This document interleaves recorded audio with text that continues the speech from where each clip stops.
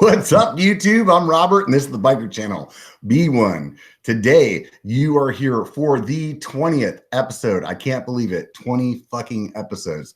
The 20th episode of the Biker Bar. The Biker Bar, if you guys are new, is a live stream that I do every Sunday at 5 p.m. PST. Give or take, every once in a while, there's some scheduling things. It might slide an hour or one way or another, but pretty much every Sunday, 5 p.m. PST. And so it's a long format video. So this is live on Sunday. And then afterwards, I upload it to Apple Podcasts and Google Play and SoundCloud for a podcast. So you can check it out there if you just want to listen to it while you're at the gym or you're doing your thing, like commuting to work or whatever it is. So definitely go take a look at that. I have a couple of things that I do at the beginning of every podcast because I don't have sponsors. My sponsors are actually all of you guys. You guys sitting on YouTube, you guys home at got a little Patreon action going on, whatever it is. You guys are my sponsors. So this is my commercial break. First of all, there is one thing that I do want to point out. If you guys are on or were on the are on the live stream, I got 2 stickers that came from 2 of my subscribers that I really wanted to throw a big shout out to them. Petals and Plants. He's a guy, I want to say he's down in Florida, sent me this cool ass magnet and some stickers for the beer fridge over there. And then another dude, Shady MTB, he's from Pennsylvania, my home state. Go ahead and give those guys a look at if you get a chance. I'll throw their channels up in the show more after the fact. So I appreciate it, man. They jumped onto my website, biker.com, B1KER.com, and grabbed my PO box and sent that out to me. It was really nice. Got a little letter from them and everything. So next on the advertisements, I got what you can see right now. Aside from these amazing man movies, as I like to call them, I have this new shirt. It's my OTAB shirt. And if you guys don't know or you haven't followed the channel for a while, you're new to the channel. I know I got a lot of new subscribers lately. OTAB goes along with the slogan for the channel. It only takes a bike to be a biker. Get out and be one. So the short version is only takes a bike. So OTAB. If you're hashtagging something on Instagram or Facebook, put it up there, hashtag OTAB, and I'll take a look at it if I can. A little thumbs up, a little stoked action, you know. And so go ahead and if you guys are interested in getting one of these shirts, you can swing by shop.biker.com. I actually have just recently released 3 new shirts for the holiday seasons, or just because I like making new shirts. So if you're watching right now, you can see this is my Send It shirt. It's got the biker logo on it and a little mountain biker hitting a ramp and jumping into a bunch of red Solo cups. So if you're listening, it looks sick. So outside of that, I also have a No Fucks Given shirt. It has the maybe looks like a car company that comes from Germany and sounds like Volkswagen. Maybe it's their font, maybe it's not. So it says No Fucks Given on it. It's got the biker logo. And then I also have the OTAB shirt, which I'm wearing right now. So you guys take a look at that. And that's that for the shirts. Enough of that shit. Let's move on. I just wanted to say once again, I want to start out with thank you guys for subscribing. Thank you guys for liking the video. If you're a lurker and you're just stopping by, it doesn't take much effort to go ahead and hit the subscribe buttons down there in the right-hand corner. Hit that button. If you guys like what you're seeing and you want to see more of it, anywhere in the middle of this. If you laugh once, hit like. I mean, it doesn't take much, but it actually is what keeps me motivated.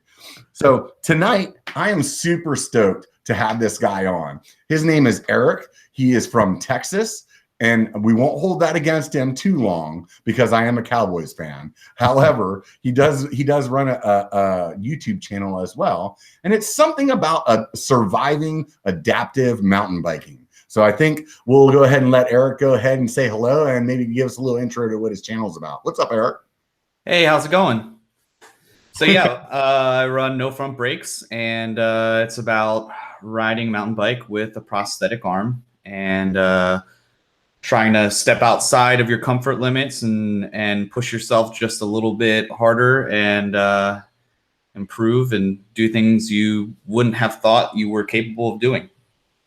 So on your slogan, that's on the header of your YouTube page. It says adaptive mountain biking. And I am like as far away from fucking being politically correct. I grew up in the 80s and we're not really good at that. You know, like we say stuff like retard. And now, you know, if you're a millennial, that's not good. I'm supposed to say like vertically challenged or like, I don't know what the hell it is, but anyways, what exactly is that like is that the best way to go ahead and say that you're missing your arm? Yeah. So like adaptive athlete is a term, kind of like a blanket term that's used to describe people that, I mean, they could be like myself, missing an arm, missing a leg. They could have vision or hearing impairments, whatever it might be.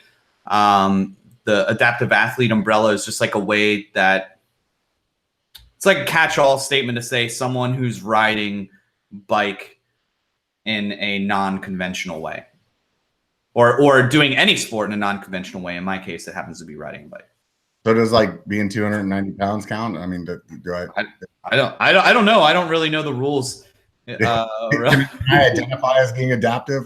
Oh, sure. As an ambassador for adaptive athletes, I welcome you into the club. Thank you very much. I appreciate that. I saw you're tilting back a beer there. What do you got? Yeah, it's from Oasis Brewing. It's a Texas brewery. This is called El Grito. It is an Austin Gose. I don't know how to say it. It's a sweet lager with lime and sea salt. Oh, it's a very, very Texas beer. Dude, Texas, like my lady, she lived down there for a while, and she said that beer salt down there is like super fucking popular. Mm-hmm. What is the deal with that? Like, I never even heard of that. And then whenever I moved out to California, like they have it in like, you know, on the counter by mm-hmm. where you're paying. And I'm like, what the fuck is this? Like, what are you a beer salt guy? I don't typically, but yeah, it's at it's funny because, you know, we're both from PA. And so like there was, I don't know if they do now, but when I lived there, they didn't sell beer in like a gas station. And so they just really and not at gas stations, but I think it's like certain like grocery stores. Mm-hmm. Otherwise you had to go to a beer distributor. Yeah, you had to go to a special beer store. But it was weird when I moved down here and I'm like, why is there an island of ice in the middle of the gas station? Or like, you know, why is there a whole aisle at the grocery store with just beer? It was a little bit of a culture shock. But yeah, at gas stations they have beer salt. It was by the register. In the ass, man, because the beer, like there, I don't know how old you were when you left Pennsylvania. I may or may not have been old enough to be buying beer, but I was. And like you could only get beer at the beer distributor, or there was like a loophole because the beer distributor closed at like 9 p.m. Mm-hmm. And so if like you're having a party, you ran the fuck out, you're having a problem, right? So, but like what you could do is you could go to the bar and you're allowed to take out a 12-pack at a time. So like you're like, you can't go to the bar and be like, I'll take one to go. Yeah. And it was usually like a back entrance to the bar. Like you couldn't even go up to the bar and be like, I'll have a 6-pack of this. You had to go to like a special doorway. They have to keep it's so weird. Sometimes they were like, you know, there was this place that they had, it was called Quick Six. And it was quote unquote a bar because they had like one table in there. And really it was like, it looked like a grocery store of beer. It was just like all like stand-up coolers, you know, and all like 6-packs. And then you could walk in there to this bar and buy a 12-pack. You could walk out to your car, drop it in the car, turn around, walk back in, buy another 12-pack, turn around, walk back out to your car. It was like one of those things in life where you're like, this is just stupid. Yeah. Like, why is this happening? And beer distributors that we would go to would always be like a literal warehouse, just like skids with like 12 packs of beer on. And you just go and grab them. The beer all over. Yeah. You'd have to go through them to get a keg, which was always a pain in the ass too. That's funny. I don't know if they have this in California, but when I moved here, another weird thing is that they have beer distributors in Texas as well, but they're drive-through. Oh, dude, we do not have that. California would fucking lose their shit. So odd. You just like drive up this driveway. There's no parking lot, and you drive through like basically a giant carport with sidewalls, and they put the beer in your car and you pay for it, and you don't get out of your car. It's so weird. In my mind, it's like pull up with my F-150. Hopefully there's a button that actually I can just push and the tailgate goes down. And then they're like, drop a fucking pallet of beer on the back. And then I'm like, I'm out, bitches. I think there's a place. I don't think it's Texas, but I think it's like Louisiana or something. They have like drive-through like margarita shops or something like that. Or like, yeah. Katie was telling me, that's my lady's name. She was telling me like, the rule was if the paper on the top of like they would rip the straw so it just had paper on the top, and if the paper was still on the straw, then it was like not an open container. Yeah. Couldn't you just tilt it though? Huh? Couldn't you just tilt it? Like, I don't know. The first thing that came to my mind was like I would definitely just have another straw in my car, and like that's pretty. I don't know. I guess you can't police everybody. People are gonna break the law no matter what. So yeah, I mean, I'm definitely not one of those guys. So yeah, moving along. Yeah. So you're from PA too. I forgot that you were from PA. For some reason, I was thinking it was your lady that's from PA. She from PA too? She's originally from El Paso actually, and then her parents, and then Salt Lake City when she was a kid, and then Western New York. Whatever that town is that has the paper mill. Oh, yeah. Spring Grove, somewhere near Spring Grove. Yeah, Spring Grove. Yeah. And then, and stinky ones. I grew up in Manheim. So I after college, I lived in Lancaster for a good 10 years. Oh, wow. That's crazy. So you're over there. So are you like part Amish or? No, but I do miss, it's funny. I just ordered, at my work, we were talking about like holiday foods or whatever, and I talked about shoe fly pie, and everyone's like, "What's that?" So I just ordered some. I'm excited. There's some stuff from home that I like seriously miss. I've moved around a lot in my life, and what I've found is that like you miss your friends, and then you also miss food, and like the food from home. Like in California, we have like Mexican food like there's no tomorrow. I didn't even know that. Like the only Mexican food that I ate before I came to California was like Taco Bell. So I came out here and ordered like 2 burritos and 3 tacos, and my uncle about shit his pants. He's like, "No, dude, 1 burrito." And that thing came out. It was like so fucking big. I didn't even know that was like humanly possible. But back home, we have a lot of really good Italian food, and so one of my favorite foods was stromboli. Do you know stromboli? Oh, yeah. God, I miss stromboli. But like some like more like Pennsylvania Dutch kind of stuff. The way that they make like chicken pot pie back home with like the big thick like noodle, like it's not how, like when you say chicken pot pie to everybody else in the world, they think like this like breaded thing that's cooked in a pie tin. That's not chicken pot pie where I'm from. Yeah. What else is there? Oh, well, luckily Snyder's of Hanover is pretty much everywhere, or at least we can get them here. Soft pretzels. I miss getting soft pretzels. Annie Ann's soft pretzels is from Lancaster, I believe. Don't they have them in the mall? They used to have them in the mall all the time, everywhere. Yeah, I think they might have one in the mall here, but there you used to be able to just like I remember as a kid, I hated going to Kmart, which was the thing, and outside of the Kmart, there was always this like Amish kind of like a food truck where they would sell soft pretzels and have slushies. And I remember like my mom would always rope us into going to Kmart with her and just like wandering around aimlessly by promising us a soft pretzel. Yeah. I used to not eat my lunch at school so I could get a slushie after school. For those of you guys that know what a slushie is, it's like an icy or what do they call it at 7-Eleven? It's like a I don't know. Is that icy? Icy? Yeah, well, I mean, icy's like that one brand, but they're like 7-Eleven has a different name for it. I can't think of what it is. And it's kind of like out here in California, everybody refers it to that. But like where I'm from, like people just call it a slushie. So, oh man, there was something else I was gonna say that just like reminded me of home too while we were saying that. Oh, when I first moved out here, the only potato chips in California were like Lay's, which are super, super thin. And back home, we had a chip brand called Martin's, which were kettle cooked. Yeah. And nobody knew what kettle cooked chips were. And I would be like, no, it's like a potato chip, but it's just like thicker. And now, fortunately, there's like all these like boutique, like kind of like kettle cooked places. Utz's is another one. Yeah. There was a nuts plant right there in town where I grew up. I grew up in New York. So we have like a Harley Davidson plant there, and just it's like 45 minutes north of DC for those of you guys that don't know the area.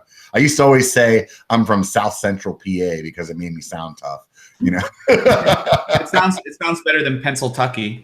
Right? So how did you get into riding, dude? Did you start like riding bikes back then, or? Yeah, I made two of my good friends when I was in high school. They were Tyler and Greg, and I think only Tyler will check out my channel every now and then. But we used to go ride all the time in the woods. I remember I had a KHS Montana Summit hardtail. The one kid had a rock hopper, and the other kid had like a Cannondale. And we would ride everywhere, and we would go to like Mount Gretna. You know that place? That doesn't ring a bell to me, but it's been a long time. So it's between Lancaster and Lebanon, and this place called Middle Creek. We would You're go definitely from Pennsylvania because you said Lebanon. Anybody from the rest of the country would say Lebanon. I'm gonna say Lancaster. Right. We would ride to this bike shop in Ephrata called Green Mountain Cyclery. We would just ride everywhere, and then I moved away to college, and I held onto my bike for a while. It was just like chained up to, the bike rack of whatever apartment complex I lived in at the time. Right. And then when I moved to Texas, I finally just let it go after not riding it for so long. And then I lived here for a few years and discovered some trails that shall not be named. They're kind of bandit trails right near where I lived, and I was like, I gotta get a bike. Yeah. I went through a little period too. I think a lot of us, at this age in our life went through that same kind of period where I think for me, it was just like, I rode a lot of bikes when I was in high school and stuff like that. And I got, into the military, and all I wanted to do was drink beer and chase ladies. And then I had a kid, and, it was just maybe 2 kids. Yep. Had 2. And then, that I changed from having like more of a manual labor kind of job to doing IT. And when I did that, like the weight just came on quick, and I was like, you know what? I need to do something about this. And that's whenever I was like, okay, I'm gonna get a bike. I always liked doing that. That was like really, really good times for me. I asked my grandma, my old bike from the 90s was still at her house, and I asked her to ship it out to me. It's like fully rigid. Mm-hmm. I had broke the fork right before I had left. And I took one look at that thing when it showed up at my house, and I was like, wow. Oh man. I wish I still had mine, to be honest. Dude, this is the shitty part, dude. I looked at it and I was like, man, I need a new bike. This is bullshit. And I put that bike out on the corner with a sign on it that said free, and it was gone in like 10 minutes. Yeah. And just like you just said, dude, I wish I fucking had that thing still. Yeah. I did so many little odd jobs to save up for mine. Like mine was like, I think it was like $800 in the mid 90s, which was so much money. And I saved up forever, dude. It had like Quadra 21R front suspension, and there were these like accordion rubber things on the outside of the shock, and on the inside there were like these little jelly things that you would put in. It was so. And then I had these like matching Yeti grips. I don't know if they were really a high, they were stepping up their accessory game. So everyone had these like Yeti grips that came in different colors. And then I had the bullhorn like bar ends on them. Yeah, my bike, I think my first bike was like, or that first real bike was a Giant. It was like $500. I think their top of the line bike that year was $1,000. So yeah, back then, and if you spent, there was a guy in our group that had like a Cannondale that was a full suspension. mm-hmm. That thing was like $3,000, and everybody just lost their Jeez, shit. When he said how much it was, like everybody was like, "What? There's no fucking thing," you know. Now I'm like, we're rolling around with bikes that are between $5,000 and $10,000 now. It's just, my buddy bought his stump jumper, and it was like $1,200 or $1,500 or something like that, and I like couldn't fathom. I mean, you could buy any number of used cars back then for that much. Oh yeah. It's just it's crazy how things have changed over the years, man. It is definitely just yeah. And back in my day, I feel like we're supposed to have. We used to ride uphill both ways in the snow. Changing gears a little bit, back to your adaptive riding. Mm-hmm. When you first started your channel, you were actually riding with just the rear brakes. Was it that? Yeah. So what I had done, and my it's funny because now I actually use front brakes, and so people every now and then I'll get a new person that like tries to call me out and be like, you should do this so that you can use your front brakes. I'm like, well, they're both over there. I use them both. But when I started, I had a dropper on the left. On the right hand, I had the like a lever, a push shifter. And I flipped the brakes. So my front brake was on the right, and my rear brake was on the left. Hang on just a second. For the people that are listening, your right arm is the one that is your disabled arm, right? Yep. That's the one that's missing. So my left. So for people that are listening, it's about halfway through your forearm, and you have, pardon me if I say this wrong, kind of like a nub where your hand would be, and looks like I'm assuming you were born that way. It wasn't like a war injury. Yeah, my forearm is like half the length of probably about 3/4, 2/3 of the length of my other forearm. And so on the right arm then, which is about half the length, you still had a shifter over there on that side, and you were like just pushing it with that? Yeah, so I had these like little Ergon makes these little like tiny little bar ends, and so I had them on.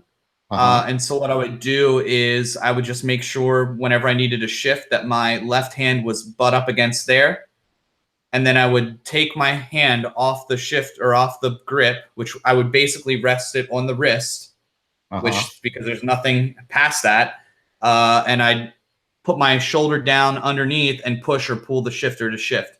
So now looking back, I'm like, that's so dumb. Why did I do that for so long? Like, why? Yeah, I mean, you were doing. I mean, because you had your channel. I don't know exactly how long. I know there was a fair amount of videos of you riding, and you were basically just resting. Like, if it was us riding, we'd be resting the middle of our forearm on the right side of the handlebar, and then your hand holding the left side of the handlebar, and that's basically how you were like riding. Yep. It was not a good look. It was pretty dumb. I wish that I would have. Well, it wasn't that. What's that? I mean, you were riding though. I mean, it wasn't like you were just freaking like. Yeah, I was doing okay, but like now I look at how much my riding has changed and what I'm capable of now. And so I started riding in 2014.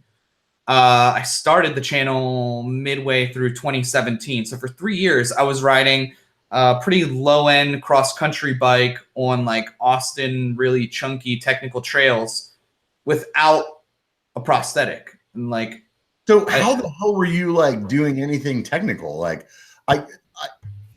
I know what it's like whenever I'm like holding a camera in one hand and holding the handlebars with the other.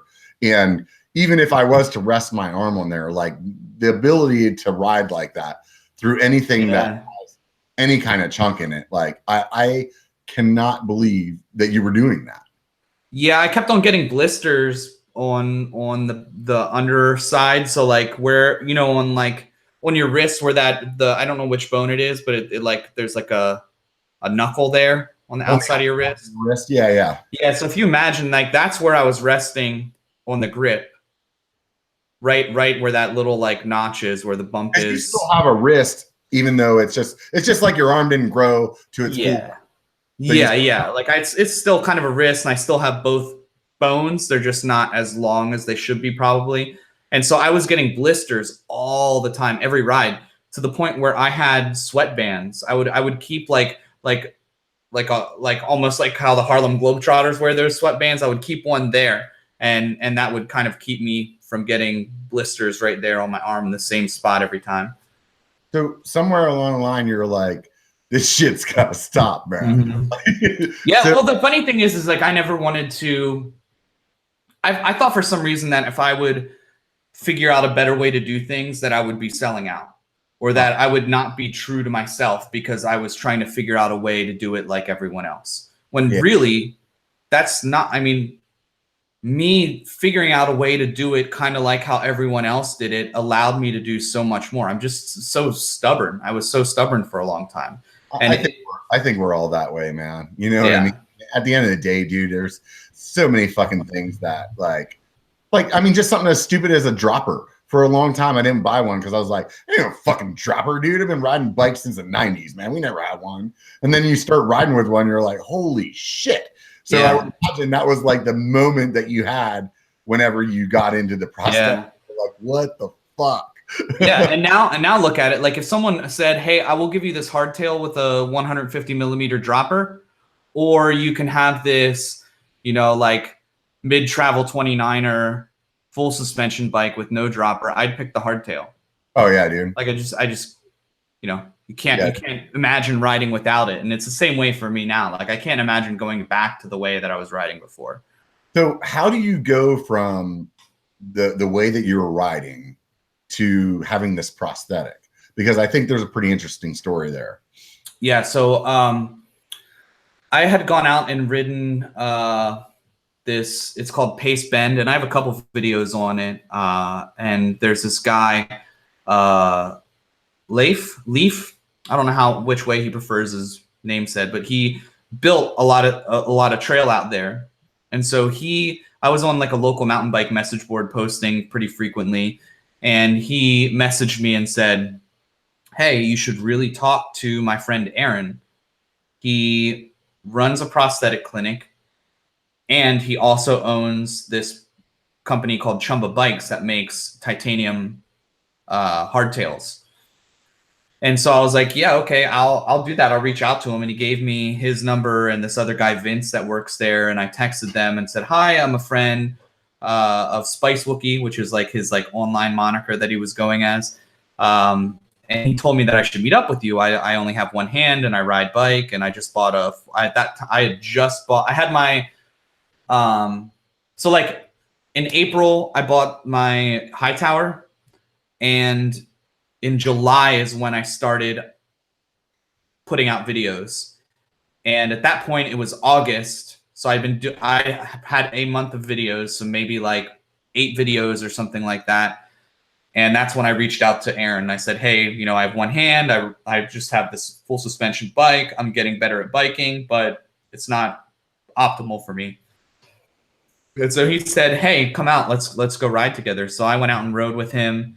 I think Joseph Trail Features might have been there. It might have been my friend Kevin. There were a couple people along in the group ride. So he's like, hey, he just told my friends, he's like, hey, I want to follow him and I want to see his posture and see how he rides and what he's doing. And so I thought that I was pretty good at that point, because I was going over like all this chunky stuff, doing these little like log rollers, like leaning over. I can't believe I didn't crash as much as I should have been crashing. No, you crashed a lot, dude. I saw your videos. Yeah, I still crash a lot, so not a whole lot has changed there. But he followed me and he was like, yeah, I can see, it looks like he's like, do you have back pain? And I was like, yeah, after every ride. And he was like, oh, okay, well, yeah. So he's like, I mean, like kind of like in that posture. It's just I was because I would be like this. I would be kind of cocked, right? Because I'd have to like let my right side. It's kind of like you were riding swagger, you were just like, what up? Yeah. So he said, hey, when are you gonna come in? When are you gonna come into the clinic? And I was like, when do you want me to come into the clinic? Well, I mean, these things are fucking crazy expensive, aren't they? Yeah. I think they're like typically for like the type of one that I have. I think they're. I don't want to misspeak, but I think they're like $40,000. So you're thinking, yeah, I'll come in, but there's not much I can do with you, bud. Well, I just wanted to see, like, I mean, Yeah. what's the? I mean, is that something that like insurance would cover, or like for you? Yeah. Insurance covers it and Oh, did. so but you just never did it because you were just like stubborn as fuck. Yeah, and plus, like, I mean, I look at it like my high tower was at least a couple grand, right?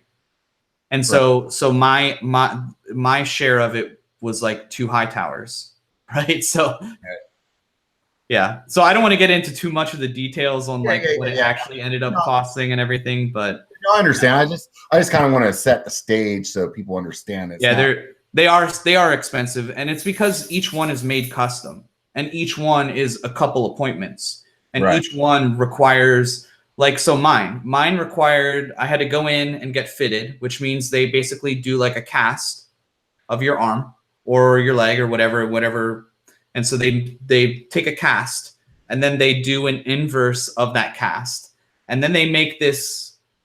Aaron could probably tell way better than I. This is just my guess.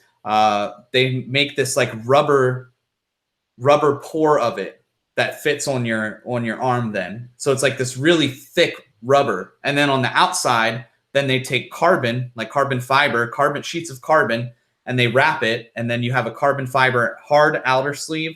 And then inside, like upgrade, or is like usually it's aluminum, but then you can get carbon fiber, or I don't know. I think most of them are carbon fiber. I don't know if that's like an upsell. That was a bad joke, dude. No, I get it.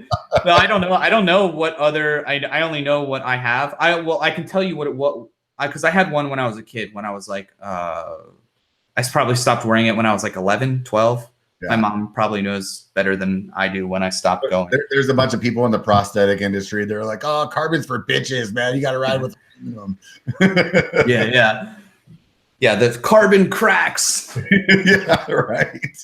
So tell me, dude, was it the first ride with riding with that, or did it take a couple of rides before you like had your mind blown?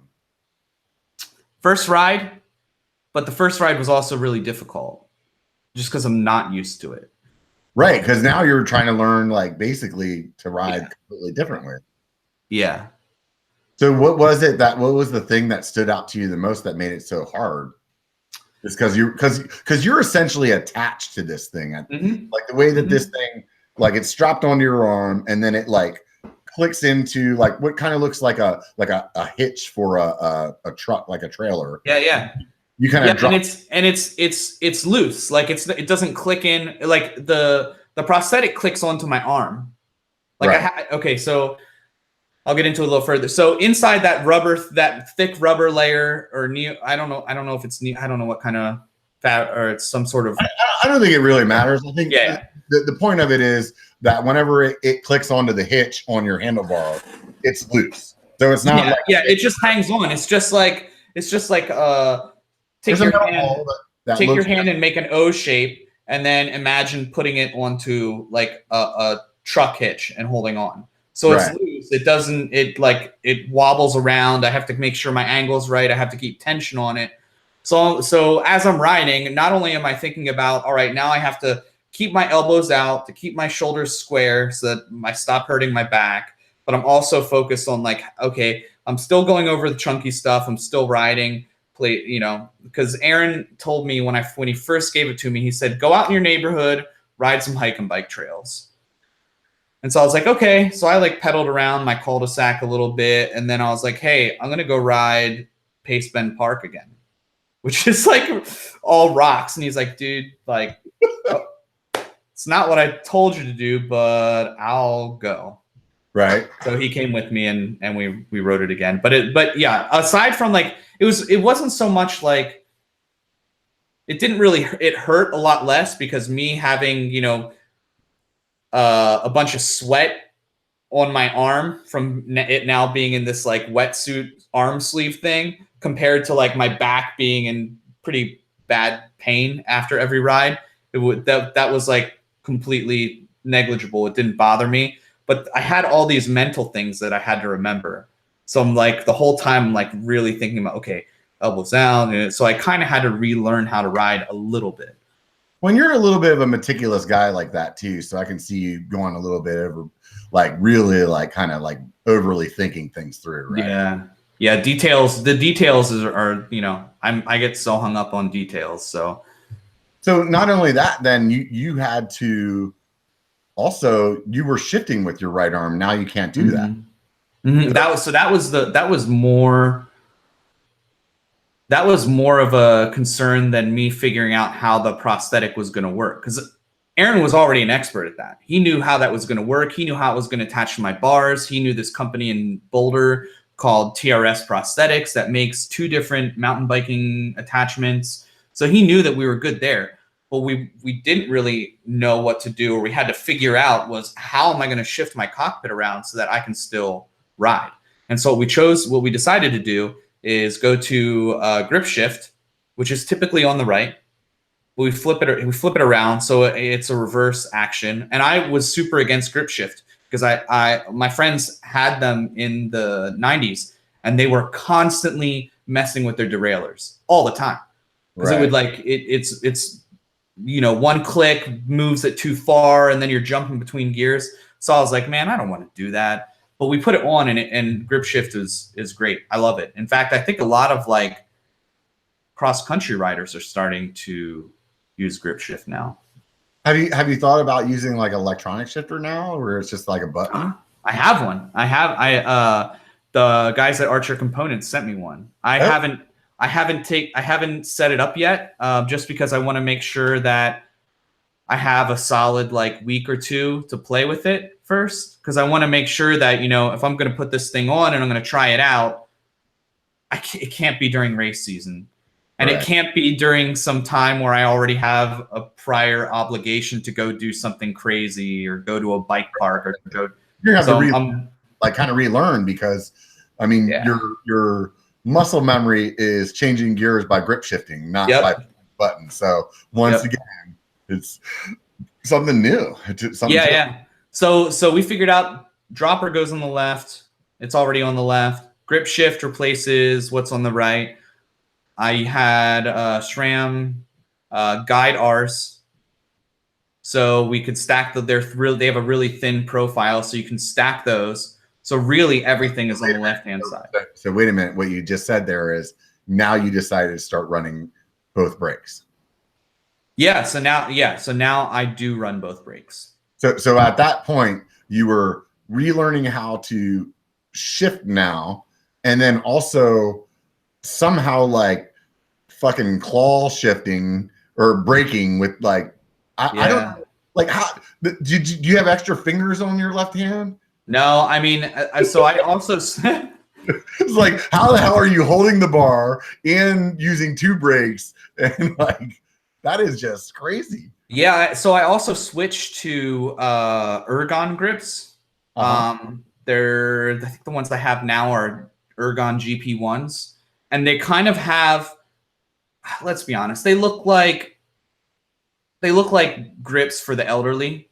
Like they're like really ergonomic, and they're like, they have a flat profile. Yeah. But that allows me to wrap my pinky and ring finger around the bars, and I don't even use the front brake as much as I use the rear.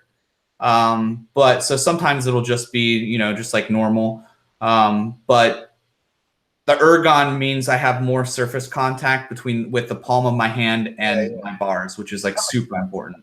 Yeah, that totally makes sense. So I know there's some systems where they make the hydraulic brakes like go into one handle. Have you looked into that? Yeah, I actually have one of those too. This company called Outbreaker sent me one. See, so what I want to do, I'd like to pick up another bike at some point, and then have one bike that I use for all my experimentation. And then I can document what I'm doing, and I don't have to be out of commission for race season, because I race enduros. I don't have to be out of commission for like traveling to bike parks, or we're about to get our first bike park here. So yeah, I'd like to have one bike that I do all these mad scientist things to, and then have my like trail bike that I ride. Yeah. And I mean, like the one that you're super comfortable with. So you can go out and shred with your buddies. And then the other one where it's like, this is the Franken bike that's going to like take some work to like learn or play with or whatever. Yeah, totally. Yeah. Like I have no doubt that both the Archer components, electronic shifter, and the Outbreaker dual lever, I have no doubt that both of those will work, but it will take some dialing. It'll take some getting used to. Yeah, to figure out how to do it. Retraining my muscle memory. And before I make the commitment and say, this is going to be my go-to, I'm going to use these all the time, I want to try it. Yeah. You know, that's like going to like Outer Bike or one of these places and seeing a bike on a thing and saying, all right, I'm just going to get that bike. Right. Without riding it. Bitch. Yeah. Right. Yeah. Yeah. There's no doubt about it. So that's just, that'll be really cool, man. So, and I think at the end of the day, like the best part about that is like, give me a reason to buy another bike. Yeah. Well, I bought that dirt jumper from Joseph. I have my old hardtail bike, which I haven't ridden in so long. I put at least a couple 100 miles on my trail bike this year. I think I did seven enduro races this year. So it's not, I need more than one. And there's a reason that they call having bikes a stable. And there's a reason that they say, like, how many bikes do you have? N+1. Right. I think that anybody that doesn't ride bikes, they look at it as like, oh, I can't think of a really good like way to compare it right now, but it's like in their mind you only need one. You know what I mean? Because a bike in people that don't ride bikes like we do, like they just think of it as like, oh, you have a bicycle, you ride that on the road, you can ride that on the dirt, you can ride that to the grocery store or whatever. And us, once you start riding, I guess you could equate it to like shoes. You know what I mean? Like you're like, oh, I just got a pair of shoes, that's all I need. But if you're a runner, you're like, no, I need running shoes. And if you're a hiker, you're like, no, I need hiking shoes. And that's how it is once you get into riding bikes. You're like, no, I need a bike that's good for like the chunk. And then I want a bike that makes it fun and is like super efficient when I'm riding like the kind of tame trails. Hence the reason that I'm getting a Chameleon. It's just like I want something else. And I have a single speed road bike, and I use that for riding around town or going to the bar or whatever. And then I have a CX bike that is my quote unquote road bike, but then it's also, I can play with that in the dirt on the super tame trails too. And that makes it fun. And it's like, it's that same mentality, and I think that people that don't ride bikes, they just don't get it. They don't, and I understand. You know what I mean? Because there's probably something that they do that they have like 10 different things for. And I'm like, what the fuck are you talking about, man? Yeah. I mean, I've had one mountain bike. Yeah. Yeah. For like the last year and a half that I've ridden exclusively. So you can have like an all around trail bike that works for everything you want to do. But let me tell you, when I come home from like riding a couple days in a bike park, like when I came home from my Colorado trip and I did Evolution in Crested Butte, or when I came home from Angel Fire this past summer, my bike was making some weird noises because it was not meant to do that. I think too, like, yeah, dude, I had one bike for a long time, and I'm definitely an advocate for people that have the single quiver. A, there's a cost thing to it, dude. Bottom line, but B, like. You can do whatever. I always say it's not the bike, it's the engine. And any day on the bike is a good day. So get out there and be one, right? What I mean? Like, it doesn't matter. But definitely once you start like getting into different things, like for instance, whenever my lady and I first got together, she only had a mountain bike. We did mountain biking together. And I was like, hey, you should do this road ride with me. A bunch of people for like, it was like, I don't know if you guys do it back there. They have this thing out here called May is Bike Month. And you want to try to get a bunch of miles on your bike, and you can have like, it's kind of like everybody that's in your group or at your work or whatever tries to get more miles than other companies or whatever. And I was like, hey, you should come out and ride with us. And she brought her mountain bike out. And at that point, I have my single speed. So it's pretty flat where I live. So you could get, 100 miles on and only get like, fucking 200 feet elevation gain. You know what I mean? Yeah. And so I'm riding so that's why I bought my single speed. So I could just commute to work on it and burn some calories so I could drink more beer. And so she's out there riding this fucking mountain bike and she's just like getting taxed, because those wheels are wide and she's just pedaling her ass off. She's like, man, this fucking sucks. And her and we're pretty close to the same height. She's almost 6 foot. I'm 6'2". And I was like, here, just get on my bike, give this a shot. And it was like day and night. I mean, you get on a road bike and you're like, holy shit, this thing fucking moves, So it's definitely like, but you have to have like, for me, I look at it like there's guys that go out and buy a boat for $80,000. And yeah, my God, I don't want to say I have $80,000 worth of bikes because I don't, but fucking A, I probably would if you let me. You know what I mean? Yeah. Yeah. Or like it's funny because like there's all those like midlife crisis hobbies or whatever, like motorcycles or boats or like, like classic cars or whatever. And all of those, they're all so much more, it's funny because while I do think that there's a really good market for like the budget bikes, like really good beginner intro level bikes, because you need to figure out whether you're going to keep doing that, whether you're going to keep riding bike and whether you like it before you spend, $5 to $8 grand on a really nice bike.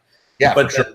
But other hobbies are not that way. Like we have like our, that's like a gateway drug, being like, hey, let me go buy an $800 hardtail or $600 or whatever it might be. Whereas if you go to like a, like a classic car lot or something and be like, hey, you got an $800 Camaro I can buy? They're like, that doesn't exist. Or maybe it does, but like you can't buy like a muscle car for that price unless you want to spend 8 months in your garage replacing parts of the engine. The big difference is like what I just said a minute ago is like, it doesn't matter. It's not the bike, it's the engine. So it's like, it actually, I have a bike, my Bronson, long story short, like I got it cheaper, but I mean, if it was brand new when I got it, it would have been close to 10 grand. Right. Yeah. The amount of fun that I have on that bike compared to the 12-year-old Prophet that I was using at the time, that, was a $2,000 bike that you could buy on Craigslist at that time for $600. Same amount of fun. Like the fun doesn't change. Yep. Like you maybe are tackling some stuff a little better or a little easier. You got some, like, hey, the climbing profile on this thing is a little better. But at the end of the day, dude, the amount of grin that you have from the time that you start to the time that you finish, it doesn't fucking change. Like you're only buying that to like maybe up your game or to like make yourself feel a little better about it, Because like tell me how many parts have you bought that you thought this was gonna change the shit, right? Like the first time I got like carbon wheels, I was like, dude, I'm gonna fucking climb so fast. I'm gonna like rail in corners. I'm gonna be like fucking pink bike, dude. And like you got out there and you did the same thing you did the weekend before. Yeah, the only exceptions to that would be like a different a shock that might be a little plusher or something like that. Or a dropper. There's dropper for sure. But other than that, like if you're upgrading parts on your bike, you're more or less doing it because it's nicer, or all of those small incremental changes will add up to a better ride, right? So, but it's not going to go from like, hey, I did that run in 25 minutes and now I did this and now I'm doing it in 15. Like it doesn't go that way. Yeah. You know what I mean? The only way that you get to 15 from 25 is fucking sweat equity. That's it. That's the only way to go about it. Yeah. So earlier you said that you're doing racing. Like, has this been something that you were doing before the prosthetic, or once you got the prosthetic, you were like, oh, I want to. I would not have done it before. Because I did one. I can't remember whether I did 1 or 2 races. I did a race, like a cross country race when I was in high school and I was like in way better shape. And it was one of those where you sign up and you have to get this thing called a Norba pass, which I think is like, I didn't really understand it then and I don't understand it now. You basically pay $25, which allows you to enter a race. It's almost like someone that like has like speaking lines in a film. You have to be a part of like a certain thing to. Yeah. It's like a special club. It's North American biking something. Yeah, regional bike. I don't remember what it stands for, but you used to have to do that. And so like I when I got back into it, I was like, first of all, I'm out of shape and I don't have the lungs to do a cross country race. And a bunch of my buddies were like, oh, you should go race enduro. You should come do this race or that race. And I was like, I don't really. Because I remember early on, I remember hearing Alex. I remember watching one of Alex's videos, and he said he played like soccer and a bunch of competitive sports, and he didn't want his hobby, the thing that he loves to do, be about that competitiveness. And so someone said, well, if you go race an enduro, it's like super chill. It's like not judgy. When there's like a podium, when there's awards at the end, everybody is there and everybody's like eating and drinking and having a good time. So I thought, well, I don't want it to be racing to be about the competitive part or for me to like really have that be my primary focus for racing. So I'll just keep that in mind and go enter my first one. And that's exactly what it was. It was like a really great community. Everybody went and raced. Everyone was like, it's like a party, 1 weekend long party, every race. So the first one you did, where did you rank at? I signed up beginner, and there were 24 racers and beginner men, and I was like 18. So a little bit closer to the back end. Recently, you did another race. Where are you at now? So when I raced last spring, the one you did, I just saw on your channel. Oh, the series that I just completed.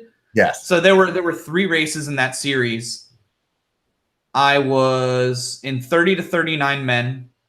I was 12th out of not beginner anymore though. Not beginner, just open. So like it's anywhere between the age of like, it's 30 to 39, but it's anyone that's like anywhere from like basically if you win this, you rank up to expert. Okay. Like you get pushed up to expert from here. So I'm in just the open men. Yeah, intermediate. Intermediate's you bumped up from beginner to intermediate. And where'd you show up on this one? There were about, between the 3 races, there were a total of like 60 people, and I got 12th. Now, part of that is just the fact that I registered and showed up for every race. So I'm sure that because you get points for the series. Hey, check this out, dude. I don't give a fuck, dude. 12. Yeah. It is pretty cool. It feels good. It's funny. Like I never dwell on accomplishments for very long before I look to the next step or the next spot that I want to be. Whether that's with like YouTube, whether that's with my career path, whether that's with just riding and racing, like that's always how my mind has worked. And so I'm thinking about, okay, well, I need to do this. I'm going to do this. Thinking about the next steps so that when the next series starts in January, that I can do that much better. So what is it that you feel like, I mean, obviously the prosthetic changed your game, but was it confidence that came with that, or like being able to add skill set because of having like a better platform? Like what was it that made you really jump from the bottom end of the beginner to the higher end of the intermediate? Just repetition. Like it's easy. Well, it's easy when you don't run a YouTube channel, but it's also easy when you aren't invested in it. Like I had the prosthetic and I was running the YouTube channel. it would be really easy for me to be like, well, it looks a little cloudy today, or it's a little too hot, or whatever excuses, or I didn't sleep that much last night. It's really easy to just make excuses for yourself to not go do something. But the fact that I had YouTube pushing me and I had a video schedule, and the fact that I had, this prosthetic that I didn't have before, and that I had made a bunch of friends riding and at the races, like that's what pushes you to keep doing what you're doing, keep riding, keep spending time in the saddle. I'm still not in the best shape, but the fact that you just keep riding and learning new things, progression is going to come naturally. Yeah. Like you're going to learn new things just by riding. Dude, the YouTube channel definitely pushes you. I mean, that was one of the things that if anything that I could or not if anything, but one of the things that makes me happy about my channel, and part of why I started it, was because I was in this always doing the same shit kind of mode. There was 3 or 4 places I rode all the time. That was pretty much always it. Every once in a while it would be something else, but for the most part it was those 3 or 4 places. And after starting the channel, it was it gave me this drive to go other places. And I've said this on other podcasts before, and I'll say it again now. If you're considering it, do it. If the only reason that you decide to start a YouTube channel is that it makes you go ride other places, that's worth it alone. Alone. All of a sudden I was why have I never driven this 2 hours over to this spot? Why have I never made the effort to organize a couple of people to go ride over here? And it really has driven me that way. And so I can definitely relate with what you're saying there. And I mean, to some extent, even if you're not making content to review trails or ride new trails, you'll film a ride just to remember it. It's the same way that people go on vacation and they take a camera and film their family vacations or whatever, right? You're filming your ride to remember, I went here and I did this thing, right? Yeah. And even if you don't share it with anyone, if no one sees it, you're doing it for yourself. You have a commitment to yourself. Be I don't want to forget this, so I'm going to go film this and make a cut of it. Because I did that before I even started my YouTube channel. I would go out and do a quick little ride and throw some clips together, just so that I can remember what I did, and I can go back and watch it and be oh yeah, I did that. That's right. Or so that 6 months later, I can be oh, I used to do that, and now look, I can do this. Yeah, I one of the things that I did say when I started my channel was, even if I get no subscribers, the worst case scenario is I documented my life. And just recently, I did a video on the channel. It is, I think it's called 101 Reasons to Watch This Channel. And basically it was clips of 101 videos that I had done to that point. Just little 3, 4, 5 second clips of it, maybe 10, 15 seconds some here. Anyways, it was a conglomeration of all those rides. And I can tell you, since I've made that video, probably 25% of the views are from me just watching it over and over again, because it's so much fun to relive all that and to just see it and just be oh, dude, that is so cool. Look at all these fucking places I went. Look at all this stuff that I did and all those friends that I've made or all those beers that I drank. It's just awesome to do, to reflect on, And at the end of the day, I mean, I could get run over by a bus tomorrow. And if that happens, my kids and my family, they could log on to YouTube. Hopefully they subscribe and hit the like button, and they'll be able to see all that shit though, Yeah. They won't have to smash the bell for notifications then. Yeah, no, they won't have to. But yeah. I mean, that's another thing, is that even if it's not just yourself getting amusement out of it, it's kind of it's almost like you're creating a legacy, as self-serving as that sounds.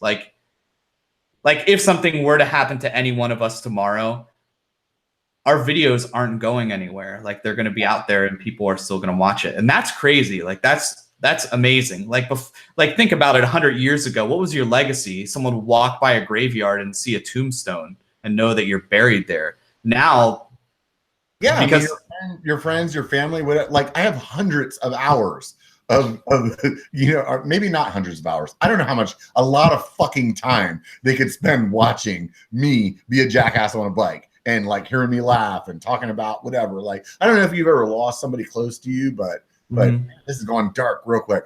But I mean, that's it's definitely something that like you'll look back on. And even for me, like, let's say nothing happens and one day I'm 70, I will be able to look at all this and be like, dude, that was fun, man. Yeah. And then I'll be talking shit to myself. You should have hit that drop, you. Yeah. So I had a really good question and now I forgot. No, I just remembered. Sweet. So why YouTube, dude? So there were a bunch of, so I had been watching a bunch of YouTube channels. Everyone, I feel like a lot of people start with Seth just because he's been doing it the longest out of any of us, but also like Brian and Alex and you, and who else was around back then? Like BCPOV was just starting at that point. Jordan Boostmaster has been around for that long. So there are all these YouTube videos and everyone had this really nice stabilized footage. And there wasn't a whole lot of that around my local area. I'm gonna cut you off just for a second, dude. I can't believe you just put me in the same freaking sentence as those guys, man. Well, you've been doing it for like a year and a half, 2 years, like if not longer, right? Yeah. You have longevity more than a lot of other channels. Definitely been around for a lot longer than I have. So, yeah, I think it's. I was seeing all these like videos that were edited really well and stabilized, and kind of, even though the GoPro effect is real, like it gives you an idea of what that trail looks like versus like, someone strapping on a Hero 3 and it's just like bouncing all over the place. And in fact, that's what I had at first. I had a Hero 3 with no gimbal and it looked like crap. So I thought, I can do this. I can not necessarily the editing part, because I really had no idea how to tell a story or how to make a video or how to edit things. I just knew that if I went to the trail with this nice stabilized gimbal and a GoPro strapped to my chest, I can get that. I can get footage. I won't be doing like crazy jots or jumps or anything, but at least it'll be like footage of my local trails. And I didn't even think about my hand. That wasn't even like a part of the equation when I started my YouTube channel, because I never really talked about it, and I didn't even have a prosthetic or anything. So your idea was like, I'm just gonna ride. You're from Austin. You're like, I'm just gonna ride Austin trails and put them on the map. Yeah. And because there's a lot of places, like when you first start riding, you don't know where to go. You don't know where the trails are. Like, you might find out about trail forks. You might find out about some meetup group. But when you first start and you don't know about any of that stuff, YouTube is where you go to find it. Yeah, I mean, when I first started back into riding again, it was about 2006. And there was a local guy that had a website, and he basically like rode these rides, and he had like pictures of like key points, and he would do like a little story. And I remember like reading his like trail descriptions and just being like, oh, okay, yeah. And it was just like so exciting, because it was like, wow, I actually like now have an idea of what I'm getting myself into. And I thought that was just amazing. And that was part of why I started B1KER. B1KER actually started as a website before it was a YouTube channel. And I think that like what you're saying there though, is like now there's so many people where they're like, they're able to go see something new, get an idea of what they're getting into. And I think now you're just seeing like, this is beautiful, dude. It's beautiful that those of us that are in this like have done this. And now there's like all these places all over the place that people are doing videos where it's like somebody lives in BFE, Utah, or not BFE, like BFE fucking Idaho or something like that, and it's like, hey, I live in this city and I'm filming these trails. And now all those people that live there are like, oh, I can go there, or I didn't know that existed. That's awesome. Yeah. Yeah. And it's funny, whenever you know how, it used to be whenever you wanted to learn how to do something, you would go to Google search engine, or whenever you wanted to find out information, you would go to, like Google, Bing, Ask Jeeves, whatever, Alta Vista, whatever your search engine is, you would go there. Ask Jeeves. Oh my God. You just gave Remember that? Yeah, but now, if I ever want to learn how to do something or learn about something, and I need to be able to see it, and I'm a visual person. Yeah, you know, it's YouTube. Yeah. YouTube is a search engine for so many people, and if you want to go find your local trails, rather than type in my city mountain biking into Google and then hoping that maybe Trail Forks or something comes back, you go to YouTube and type that same search query in, and you find video of what you're looking for. Yeah, I mean, even if you go to Trail Forks now, I mean, it's like they're tagging the videos that we're making right there on that, so you can go look at this little section of like, you know, whatever 1, 2, 3 downhill, and you're like, oh, I want to see what the 1, 2, 3 downhill is, and you're looking at the elevation change and how long it is, and then right there on the bottom there's a video you can click it on. Yeah, it's definitely it's definitely an amazing world that we live in. Yeah. You know, just here's the one that I trip out on all the time. Let's just say like 15 years ago when you were sitting around with your buddies and you're getting drunk and you're like, dude, remember that movie with Morgan Freeman in it? And he was like a magician. Like, what was that movie? And then you guys would sit there for fucking 30 minutes just being drunk, laughing at each other, trying to remember the name of that fucking movie. And now you're like, boom, you just type it in, Morgan Freeman, magician movie. And then here you got it, you know, like Now You See Me or whatever the hell it's called, you know. Yeah. It's like, it's just crazy the access to information that we have. Yeah. And the funny thing is like, I hate to say it that we use it, like we kind of trick people into going to places, but I love nothing more than when I film a trail and people watch it and they're like, oh, that looks like fun, I'll go do it. And then they go and ride there and then they're like, oh shit. Like I like making my stabilized footage make the bar look really low and having someone get out there, because that means that I accidentally just challenged that person. And that makes me so stoked. At the end of the day, man, what you're talking about right there is the GoPro effect. And I think that it is so real. And it is not something that I can explain to anybody unless you've watched the video. Like, you have to either watch a video and then go try to ride that trail, or make your own video and know when you got home and you edit it what it looked like. It's fucking ridiculous. And I can't tell you how many people, like, I actually did a video with a guy that was just getting into riding not too long ago. And on the video, he was like, dude, I was sitting at work freaking on my chair, like, this shit looked easy. Oh, I could do that. I could do that. And then he's like, you know, look at Robert. He's a fucking fat ass. There's no way. And they're like, look at that dude. I mean, if he can do it, I could definitely do it. And then he's like, dude, that shit was intense, man. You know? Yeah. Well, I even know about GoPro effect, and it still gets me. Like, Brian was here last week, and I took him to some of the toughest trails that I know about here, because I know he likes to be challenged. So I'm like, all right, I'm going to take him to the gnarliest shit, and he's going to ride it. And I'm can't wait to see what he has to say about it. So we're out somewhere riding, and it's like super steep, really loose. Back up, just for the people listening. When you're saying Brian, you're talking about BKXE. So yeah, a big popular YouTube channel. If you guys don't listen to it, or you're just listening to podcasts, you're not in the YouTube game. He travels the world, like literally the world, riding the best trails. He's like one of like the most humble, disciplined bikers that I know, probably. So you get him out there. So I get him out there, and I'm taking him down what I consider to be like the toughest stuff we have. And I'm talking to him about Italy, which he had a trip, like 2 trips before he came to Austin, he went to Italy. And I was like, so what is this? Is this like, how does this rank in terms of Italy? Because I watched his Italy trip, and I'm like, oh, that looks fun. I think I could probably do that stuff. And he's like, and he said something like, well, it's kind of like it. It's a little steeper, maybe, or Italy is a little steeper than here. And I'm thinking, what the hell?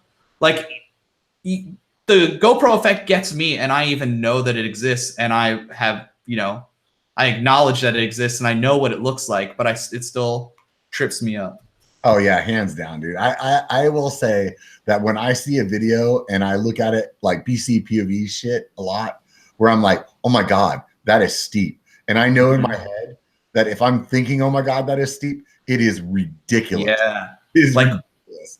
Like Windrock, that upper, what is it, horse, something, dark horse or something. The thing that like Seth Spike Hacks and Single Track Sampler went down, and it was like really steep, and they kept wrecking. Oh yeah.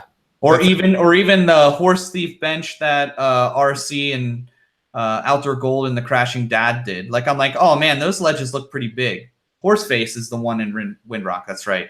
But like the Horse Thief bench that Outdoor Gold and Crashing Dad went to, and I'm like, oh, those look pretty steep. And then I'm like, oh, those are probably freaking huge, and it's probably really exposed. Yeah, and you're looking at the rock rolls, and you're like, oh, that doesn't look that bad. I see the line right there. Yeah. And if you were standing there though, you'd be like, oh fuck. Yeah. They turned this shit up, you know?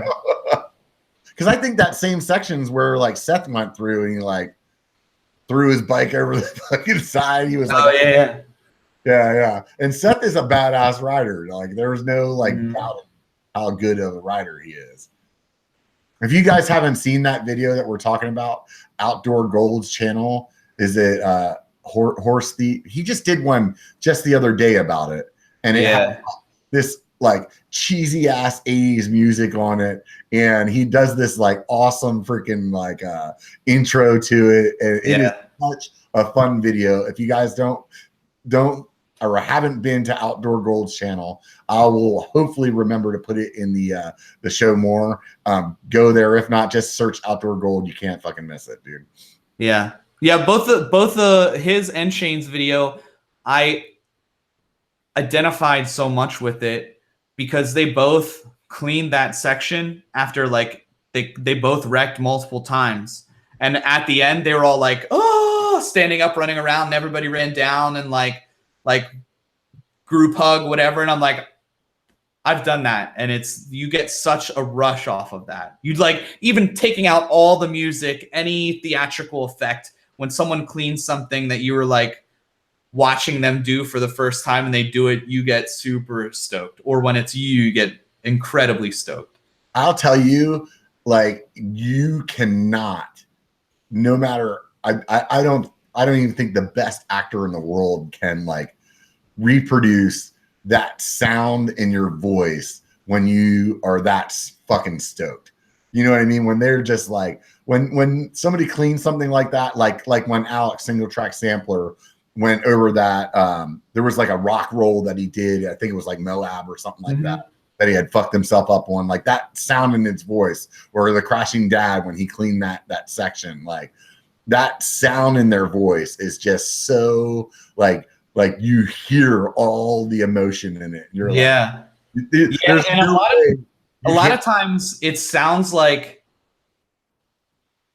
they were in the back seat while it was happening to them. Do you know what I mean? Like it seems like they're observing it, that like they can't believe that they just did it as much as you can't believe they just did it. That's awesome, man. So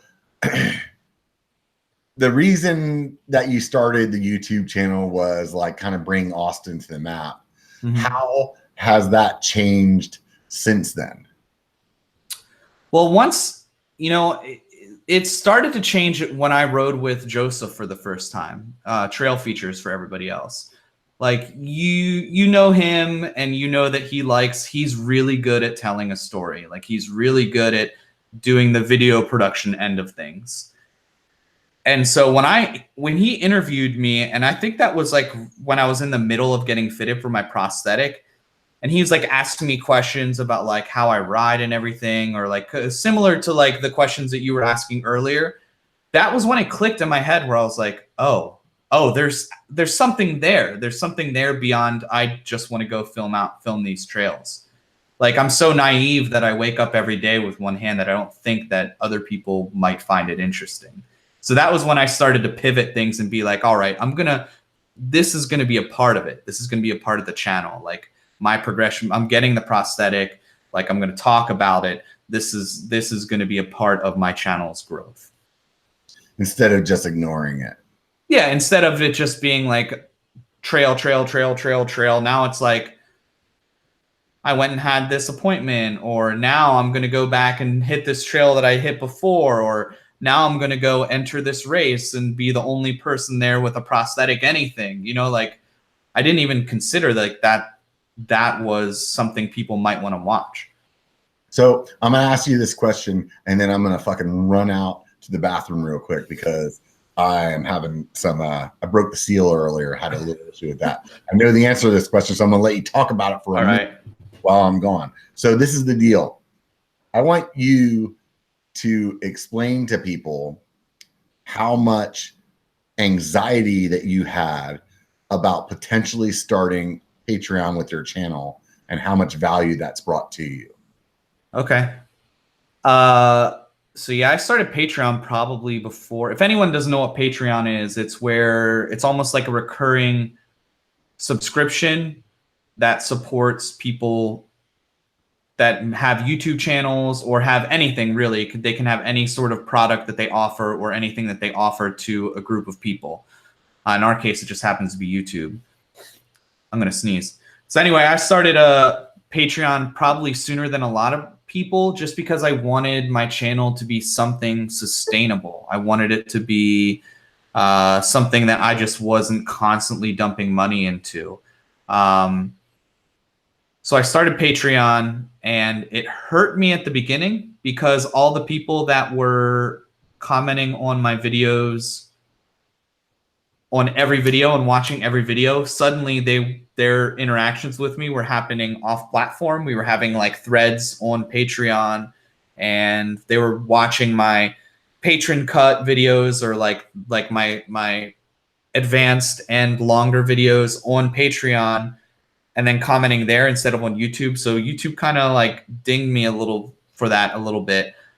But now Patreon is great because I have a community, and you have your Patreon, and a bunch of our friends have their own Patreon accounts, and we all kind of subscribe to each other. Like we have our patrons, and our patrons tell us things. I put up polls there like, do you guys want to see more of this? Or do you guys want to, like the other day, I followed your lead and I put up, I had some Dakine 40% off friends and family coupon codes that they sent me. So I put those in there, and I haven't even checked to see whether they're gone. And I said, you know, I set Patreon to be like, in 3 days, make this public, but until then, only people that are my patrons. So you're trying to bring value to them, you know, so that hey, maybe you're paying $1 a month or whatever it is, but hey, you could save, you know, 40, 50 bucks here, whatever, and maybe like make it a wash for them.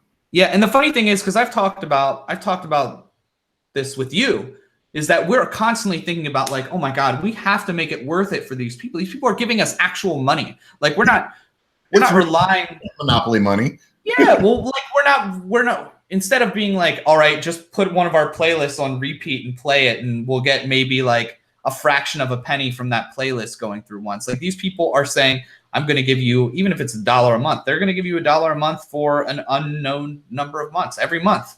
And so I always feel like super obligated to really provide as many benefits or as many things that I think they would enjoy as possible. But we've both talked about, at the end of the day, people want to support you because they like your personality and they like what you're doing. So I think what you're saying there is kind of what I wanted to hear from you. I'm gonna lead you a little bit. Okay. So, when you were considering doing Patreon, you were at maybe what? A little over 1,000? Yeah, between 1,000 and 1,500 probably. And were you thinking there's no way that people are going to want to pay for me? I just thought I thought it was too soon. I thought, yeah, that's basically what I thought. And I also was busting my ass on the channel, and I thought, I don't know how I could add more work to this. Like, so in hindsight, would you tell yourself, dude, just get your shit together? Just do it. Just create a Patreon, and then the people that already watch every video or already comment on everything, now they're going to get to do it 2 days earlier or whatever your turnaround might be. And you can because at that point I didn't have community. Not a lot of us had the community tab. So there was no way for us to interact with our people other than Instagram. And that's what sucks is like you're using Instagram or Facebook and you're like, hey, I want to tell everybody I'm going on a ride tomorrow and I want to see if anybody wants to go. And the only way you have is Instagram. And let's just say 10% maybe of your people are on Instagram, and they may not even be the people that are local. And but even then you have to post a picture, which you might not, like sometimes on my Patreon, we talk about serious stuff. We talk about things like that I'm anxious about, things that I'm like, that I really, because that I overanalyze a lot of things and I'm constantly thinking about, like,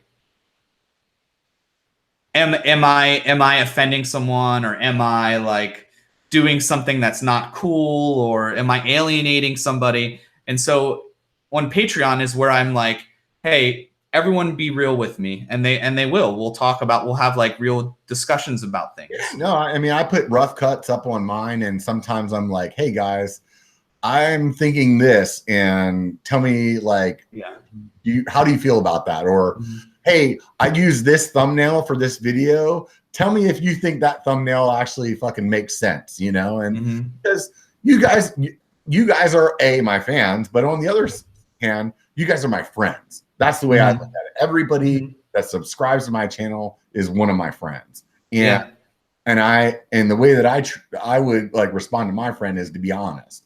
And I would want them to be as well. Like, so I feel like with that group of people that you can be like, hey man, let me know what you think, even if it might hurt my feelings. And sometimes they have, but I appreciate that. Because that's what I'm fucking looking for, because these are my friends, right? So my friends, I want to be able to ask you a question and get an honest answer. Yeah. And not only that, you don't have to deal with being buried in some algorithm of YouTube, Instagram, Facebook. Your Patreon are people that come specifically looking for your content, right? So you don't have to worry about like whether Patreon thinks this other thing is more relevant to them than the thing you want to ask them or that you want to share with them. So you don't have to worry about that. It's a direct line of communication. Yeah, definitely. So how has Patreon helped like motivate you more? Yeah, it's helped me really think about my audience a lot more. Like it's really forced me to be like, because I'm trying to bring value to them, it's forced me to think about the rest of my audience and everybody, other people, or even people that don't subscribe to me yet, but might randomly happen across my video. It's helped me think about like why should they watch my video, or what should they walk away from my video thinking, right? So like just thinking about those core group of people has helped me with my overall general audience. So when you first started your channel, you probably were just doing a bunch of POV like the rest of us. And I think that a natural progression is like starting to learn how to tell a story, because I think that story is like what's really, it sounds so cliche to say, but it's really what fucking like keeps people. Like I always say, like mountain biking is what gets somebody to your page for the first time, but that story, that like personal relationship with you, what keeps them. So in the story making process, do you feel like it's made your channel like harder to create content, or do you feel like just like from working through like the punches that you've learned how to tell a story better? Well, I do web development full time. Like I already work in like the world of internet or whatever. So I knew that there was more to YouTube than just putting a bunch of clips and then maybe throwing some like EDM or some music over it or whatever. But I never thought that I would ever be doing something like that. But as I'm growing, I'm realizing that I'll ride a kick-ass trail and put together what I think is a pretty good video of a lot of really cool things that I did during that ride. But in the end, some of my best videos or some of my best received videos barely have any writing in it, because it becomes about the story, and it becomes about the, like the dialogue between you and your audience, instead of oh, I just sent this ledge or whatever it might be. So last week I released a video that it's even in the show more that I wrote. I expected the video to completely bomb because it wasn't super happy through a lot of it. And typically, like, I've noticed that, you know, if you're being a downer, maybe people are like, I don't really want to hear that. I'm here to be entertained. Mm-hmm. And I remember feeling like I made this video because it really captured how I felt. Like, the story was how I felt. And I thought for sure that thing was just going to take a shit. And it has actually done better than most of my videos in like the last 3 or 4 months. So I think, you know, that speaks to the story. Yeah. You know? And so that's what I was directly referencing. You and I both had videos like that this week, and it's so funny. And then RC and Shane both had videos like that like last week. Yeah, it was like we all got together on Slack and we're like, okay, everybody, it's emotional week. Yeah. Like mine, I like wasn't sure if I was going to be able to make a video out of it because I didn't even make it through.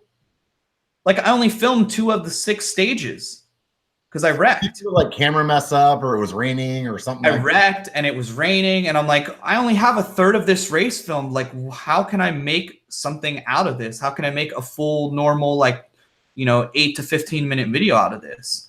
And then I was like, well, what happened? How did I feel? Like, the same way yours was like you just feeling like you were getting punished. And then all of a sudden you came to a familiar part of the trail, or you had a turn, and it just flipped. Like your mood flipped, and suddenly you were like hollering and being excited about riding and taking sketchy lines that you hadn't even tried before.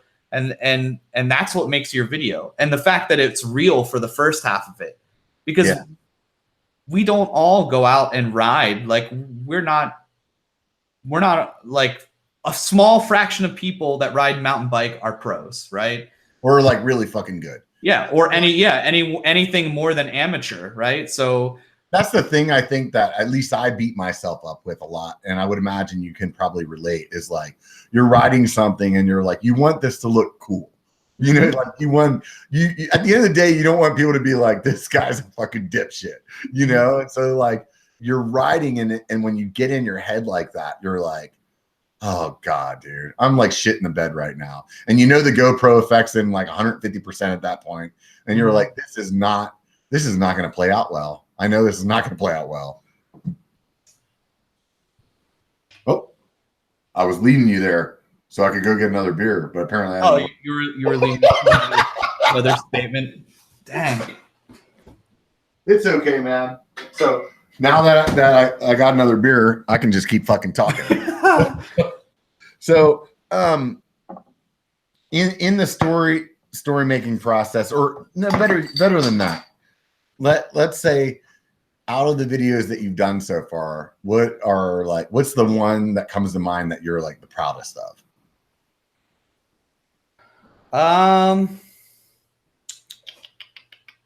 This past week was pretty good. I'd say, you know, I hate to. Every time somebody asks me, the best video is always like the last one, or like, like. Well, the funny thing is like I hate capitalize. I wreck a lot. I still wreck a lot. Even as I'm figuring out better ways for myself to ride, I'm still pushing myself hard enough that or even sometimes when I'm standing still on my bike, something will happen and I'll just fall over. But I hate feeling like I'm being like clickbaity or whatever with a video.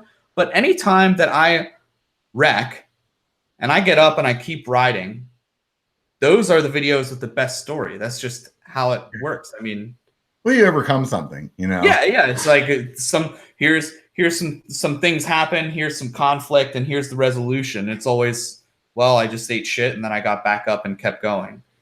Have you got a message or an email from somebody, maybe a letter that somebody sent you about what you've done on your channel that just really kind of made you think about, oh my God, I have a lot of impact? People will say that on most videos where I talk about my prosthetic a lot. They'll be like, dude, you're such an inspiration. And I'm terrible at like taking compliments or whatever. So I'm just always like, thanks. Maybe here's a praying hand emoji. Like, I thank them for it, but I think the thing that I'm always the most blown away by is when someone, another person that's like an adaptive athlete or another person with some sort of disability reaches out to me and tells me their story. And it's always someone that's like this guy, I think he was in Honduras or Dominican Republic or somewhere in Central America. And he made his own prosthetic by heating up 2-liter soda bottles and forming them around his arm. And I'm just like, what the hell, man? Like, anytime someone reaches out to me and they're like, hey, I am doing this because I saw your channel and their life is like 10 times harder than mine, I'm like, well, shit. Like, I'm glad, but like, you're the person that should be the inspiration to other people, not me. Do you know what I mean? Like, that always like resets it's a different playing field altogether. It really, really changes the way that I think about my life and my channel and everything. You know, it's easy to remember that there's always somebody that has it harder than you. Mm-hmm. But when it slaps you in the face, it's definitely like, oh, yeah, you're right. Yeah. There's a guy in California that doesn't have, he was an electrician and he got electrocuted or something, and he doesn't have either of his hands. And so he rides with 2 prosthetics and he has some sort of something. I don't know how he does. I have no idea. But I'm like, dang, man, why does that guy needs a YouTube channel? Right. Yeah. I would watch the hell out of that, trying to figure out how he does things and how he progresses and stuff. I don't even know the dude's name. I think Tony MTV Drop-In might know him, but. So you're still riding the High Tower? Mm-hmm. That's a 29er? Yeah, it's a 29er. I ride a large. It's like 135, 140. What made you go 29er? My hardtail was a 29er. I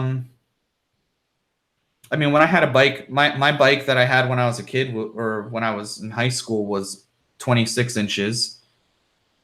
And when I bought my hardtail, they were like, oh, like this was like 2014. So like people were really not sure how they felt about 29ers yet. Yeah, the wheel size was like the whole wheel size debacle was like in full fucking force. Right? Yeah, it was there. People were really split, really polarized on whether 27.5 or 26 or 29. So I had a rock hopper, a specialized rock hopper, 29. And I was prepared for it to like be really difficult to ride, and it to some extent it was, but I was surprised with the rolling power and what I was able to just go over with my front suspension and things that I was mentally preparing myself to be like jarred, and I would just roll over it. And so that sold 29ers to me. So why Santa Cruz then? The shop that I went to carried Yeti, and the price point on the Yeti was way out for me. They carried Trek. In fact, there's some guys out in Colorado, they hate Yeti. And then there's some guys out in Colorado that really like it. Yeah, they're called that's why they're called the Yeti tribe. Right? So much. You fucking shit on the Yeti, and you're like, what was it that grabbed you about that bike? Why was it that you wanted to buy that one? I grew up I also skateboarded when I was younger, and so Santa Cruz, the brand itself, like resonated with me. I was planning on buying a full suspension for a long time, and there was a Trek Fuel X8, I think, that was a 2016 model that I was going to buy, and it was on sale for like $3,500. And they were like, yep, it's first come, first serve. Here it is. And so I went out there, and it was a large. It was my size and everything. And by the time I got there, they had sold it, and it was gone. Oh, that sucks. So I had already gotten approval from the wife for like a $3,500 mountain bike. And so I went back, and I was like, it's gone. And I still want a bike just as more now than I did before. Right. like you lost something, right? I was so close, and then I lost it. And she was like, well, just buy the bike that you want. Buy the bike that you're going to ride, and it's going to make you happy. And so I I rode the high tower around the parking lot. I didn't even take it to the trail. And I just like cornered with it and I didn't have a prosthetic, so I wasn't even that skilled of a rider then, but it felt like a good fit. This felt right. Yeah, it felt right. So it meant something though. That's interesting to hear. I mean, because like I totally can relate with what you're saying there. I mean, we were having a conversation earlier about like branding your channel, you know, and that brand recognition could be enough just to push you over. Yeah. Plenty of guys that go out and maybe the first bike that they bought was some hardtail that was a bottom of the line or something like that. And just because they had fun on that bike, when they go back, they're like, I'm buying that brand again.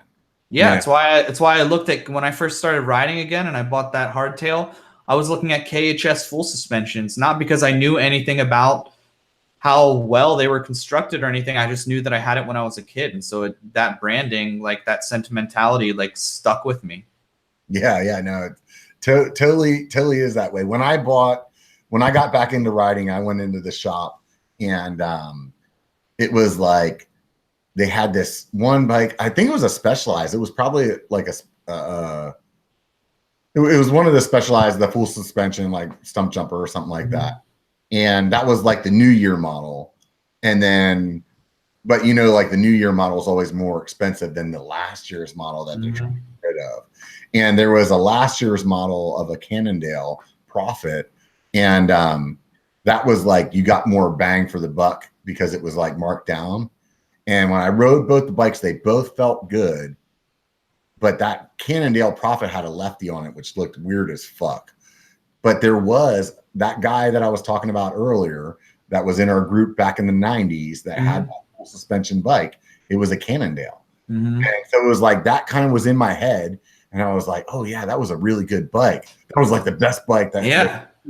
And the thing that really like made me pull the trigger on it was the new bike had, or the Cannondale had hydraulic brakes and the other one had like mechanical brakes. And those hydraulic brakes were just so fucking good that it was like, oh, wow. That is like something that I could like tangibly feel for a guy that hadn't ridden in a long time. Like, this is better, you know, and that was really what did it. And I love that bike, man. It was I remember Cannondale, everyone geeked out so hard on Cannondale because they used to have like those fat ass welds. Like the welds were like really puffy and it was like the beefy bike that if you had enough money, you would buy.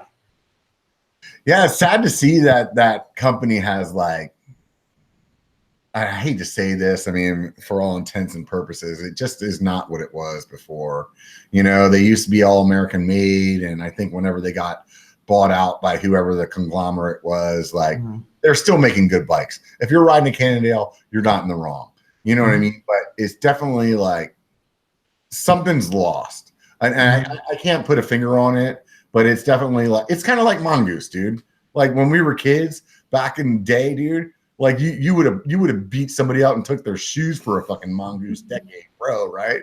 Yeah. You know what I mean? Like that was the BMX bike to have. And now it's like you say Mongoose and people are like, oh yeah, they sell them at Walmart. Yeah. You know? Or GT. GT was another big brand back then. And they're making a comeback now, but they were dead for a while. A couple of those brands are coming back. I mean, Diamondback now working with Seth. I think they're doing the right thing. Haro, I saw them at Interbike. I was like, they're still around? I didn't even know. Yeah. They're huge here. They're like the BMX bike of choice. Like all the bike shops here carry Haro. But I'm talking even mountain bike. Like you go look at them. Oh. If you guys are on a budget, think of the bikes. If you're in my age range, you know, 35, 45, something like that. Like if you're on a really budget, go look at the bikes that you remember being badass when you were a kid. And right now, they're putting out some, like, most of their bills are on the lower end of price-wise compared to, like, these boutique bikes that, like Santa Cruz or Yeti or whatever. But the builds are fucking legit, man. Yeah. And at the end of the day right now, these bikes are good. You know what I mean? So you will get what you pay for. If you pay $1,700 for a bike, like you're going to get $1,600, $1,700 bike.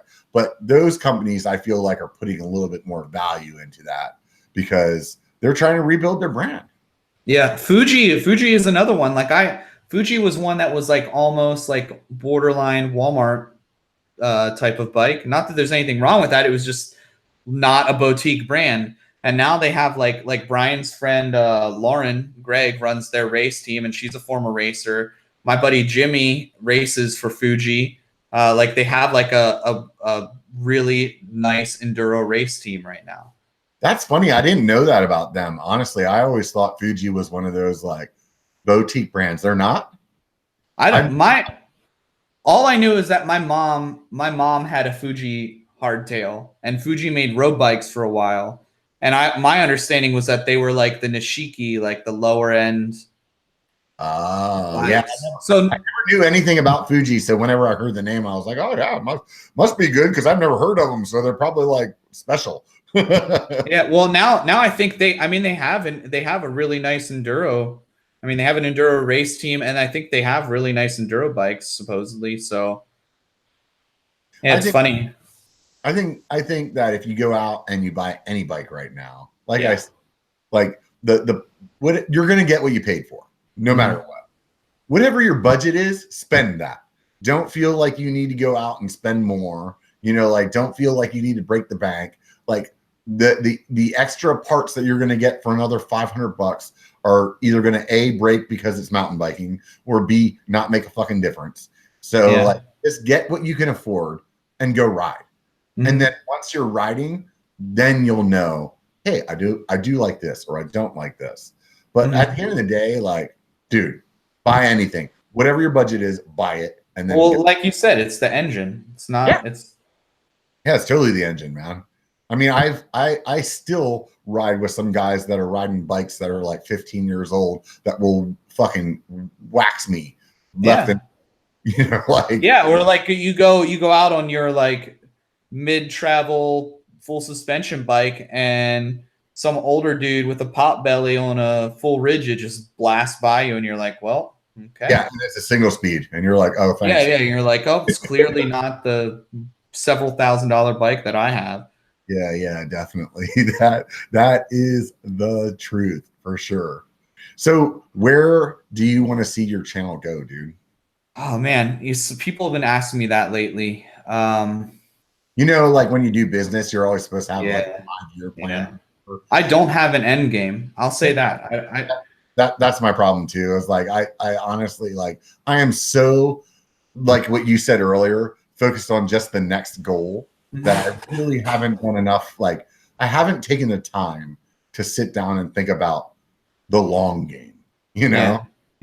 Well, I read this book called The Motivation Myth, and that's the same. They kind of address that. Like,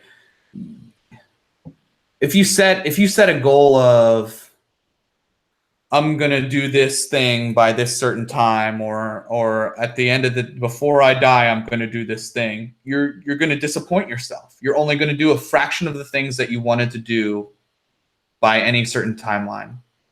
But if you make it like too outlandish, I think. Yeah. Like it would be feasible. Like if you had told me last year that I'd have 5,000 subscribers by the end of 2018, I'd be like, oh, okay, whatever. I don't. Yeah, you wouldn't. Like I knew you last year, and I told you when you and I first. I think I did a live stream with you to help you get to 1,000 so you could get monetized. Oh yeah. And I was telling you at the time, you will catch up to me, dude. Like your content is good, your mindset is right. You have your shit is lined up. You will catch up to me. Where are you at right now? Like 5,600, 5,700 or something. Caught the fuck up. Yeah, I didn't think it was.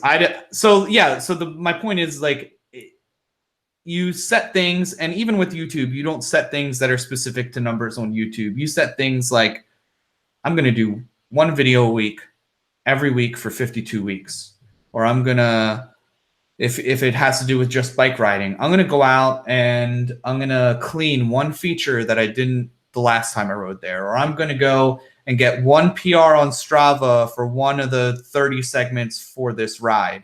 Like you don't set these big goals that are unattainable because you have to take the small incremental steps to get there. So you do the little things to get you to where you want to be. Yeah. Like if you had told me, hey, you're going to finish an enduro series this year as the only rider with one hand in the field, and you're going to place 12th out of over 50 riders, 60 riders, however many there were, I'd have been like, oh, bullshit. There's no way, dude. You would have been against yourself, wouldn't you? Yeah, but if you had said, hey, you are going to go out and pre-ride, and you're going to try this section that you walked before, or you're going to go out and you're going to go try to PR this one stage of the race just by or you're going to put in these extra 2 pedal strokes before you go down this really steep incline. Whatever it might be, like you take those baby steps, and eventually those things incrementally get you to where you didn't think you were going to get to. So if you were going to rub your crystal ball, where would you be at this time next year? This time next year, I'm going to have 52 more videos. That's what I'll tell you. No, and I'm gonna. Where would you like to be? Whether it's subscribers, whether it's like community, whether it's like in how you're building your story. Yeah. Where would you like to see like yourself just more polished, or like what is it that you are striving for? I'd like to do more than just a POV story. I'd like to actually, because I'm starting to script some things. When I do voiceovers now, I type it up in Evernote, and then I do the voiceover to match, and then I shape the story of the trail around it. But I'd like to do more things that are not like, I'm starting to get into reviews. I'm starting to get, I'd like to, because I want it to be a creative outlet, right? I'm partially, it's partially like a notebook of like the trails I've ridden, but I'd like for it to be more than that. Like I'd like for it to be like, I'm doing these things, or I'd like to do some of these like really funny, they call them tent pole videos, but things where I just do like off the wall things, and it's scripted, and I write a script and then execute on it and make it a funny video, right? I think you definitely have the humor down. I mean, I've told you this, plenty of times before, like your Terrible Technician series, I think is freaking out. It's awesome. If you guys haven't watched No Front Brakes channel, definitely check out his Terrible Technician videos. He did one recently with a P&W dropper. It was freaking hilarious. Like just like spot on, dude. I think that you definitely have a great sense of humor, and it comes out. And the more that you're learning how to articulate that in your story, the better it's coming out. Yeah. All of that stuff bleeds over into the trail videos too, right? Like, yeah, definitely. And then you start to notice like there's a way to still make it show the trail and be entertaining for the trail aspect, but also to like kind of drive that along. Because at the end of the day, dude, I use that that saying all the time. I think what it comes down to is that we have no experience at making videos or telling a story or entertaining people outside of casual conversation before we start doing YouTube. And as you start doing it, we're actually like, for lack of a better term, like building a resume of experience. And so now here it is, me with 2 years of editing and 2 years of storytelling and 2 years of seeing what failed and what did well. Now I'm really starting to learn that. And it's like, it's ridiculous. Like when I watch TV now, I actually watch how they like transition between cuts.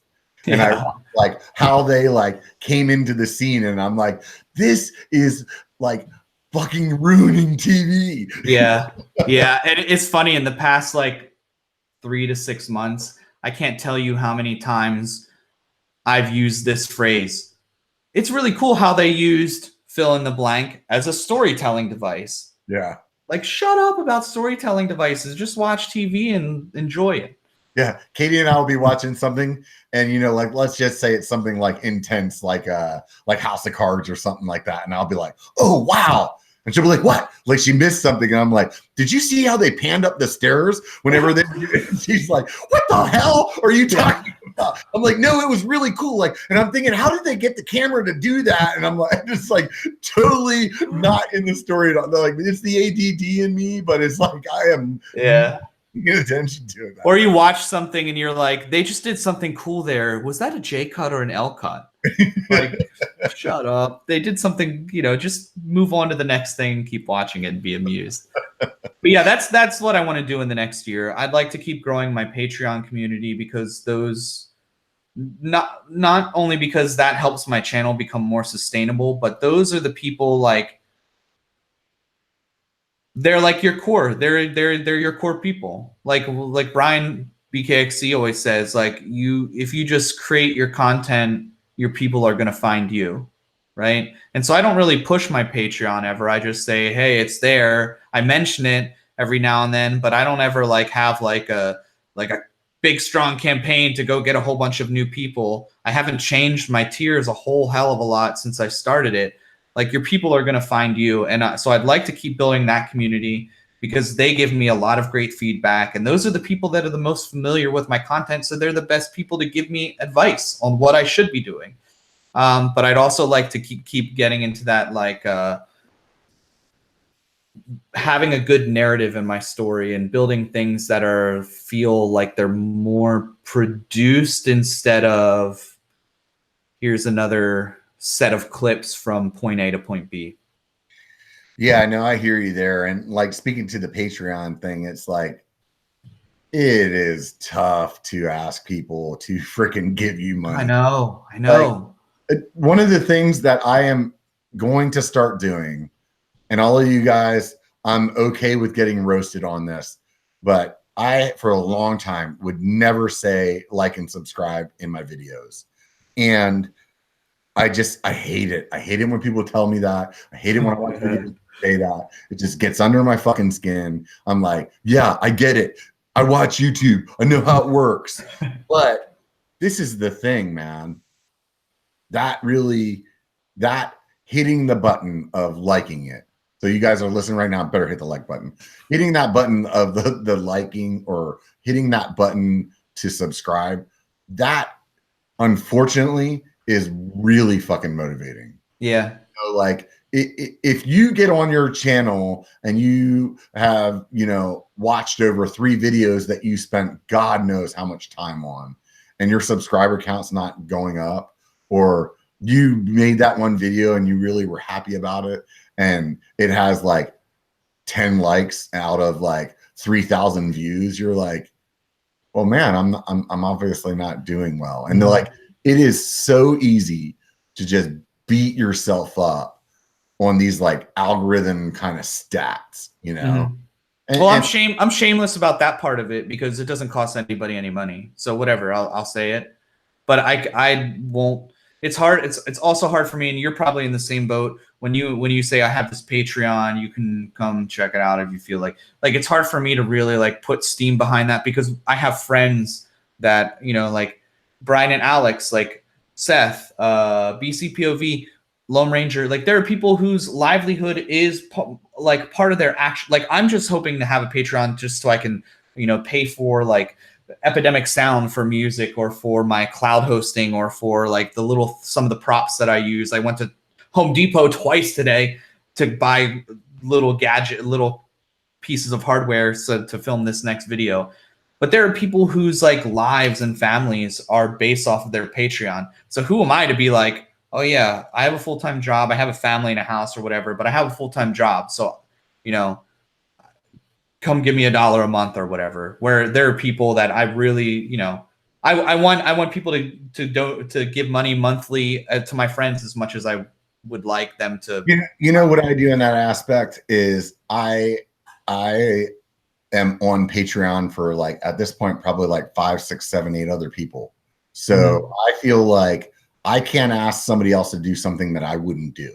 Yeah. So I do it myself, and hopefully other people are like, they look at that, like go to anybody's Patreon page. If you're thinking about it, go to their Patreon page. It'll show you right there if they are supporting anybody else. If they're not supporting anybody else, personally, I would consider not fucking putting money to them, because it's like you're going to ask me to do something that you're not willing to do yourself. Like that to me just seems a little back-ended to me, but hopefully I'm not stepping on somebody that's a good friend of mine's feet right now. If I am, hey, I still feel that way, you know, but like at the end, like, oh God, I don't want to say it again. I almost said it again. But I think that this is the deal. You're putting probably a full-time job of hours into what you're doing. And if you have a tier on Patreon that's $1, that makes a huge difference when you're a guy that is like, let's just call ourselves D-listers. Like, you know, that $1 a month that somebody could do on Patreon, if you're giving them coupons and stuff like that, that are helping like circumvent that like cost to them, like that's going to make a huge difference because we're not getting 100,000 views. You know, we're not the YouTube truck, U-Haul truck of money is not coming on our porch. So don't feel bad asking. Just, you know, give the value and hopefully like your people are there, you know?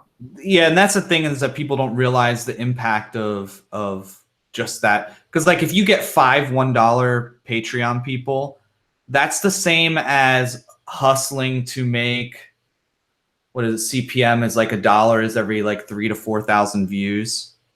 So that's like 15 to 20,000 views on your videos is just having those 5 people say, yeah, I'll give you $1 a month. Right. And our videos are maybe somewhere between, if we're okay video, it's 1,500 views. If it's a great video, we got 5,000 views. So we're still talking about somewhere between 5, maybe 4 or 5 to maybe 8 videos that took you 3 hours to ride, 9 hours to edit.